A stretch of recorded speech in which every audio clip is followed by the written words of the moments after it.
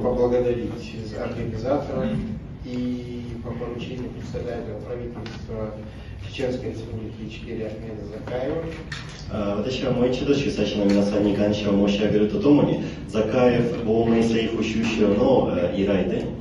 Наше правительство награждает профессора Окавы орденом дружбы.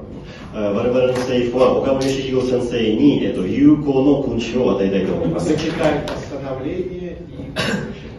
今、亡命政府の公文書を読み上げ、за активную научную работу в поиске исторических связей между народами Кавказа и Японии, コーカサスと日本民族の歴史的な関係に関する多大な研究に関して、多大な研究、в установлении дружеских отношений между народами Чеченской Республики Ичкерия и Японии, チェチェン共和国の国民と日本人の間に友好関係を築くこと、за организацию помощи в налаживании связей между органами государственной власти Чеченской Республики Ичкерия и Японии,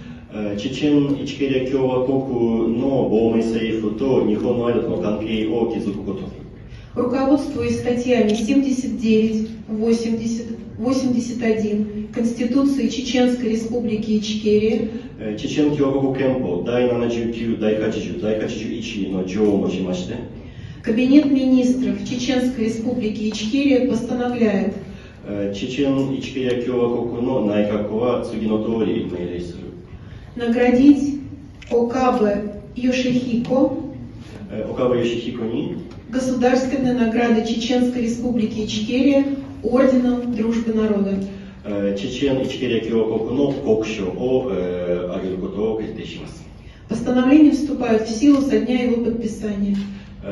署名の日からその指令が有効である。 Председатель Кабинета министров Чеченской Республики Ичкерия Ахмед Закаев.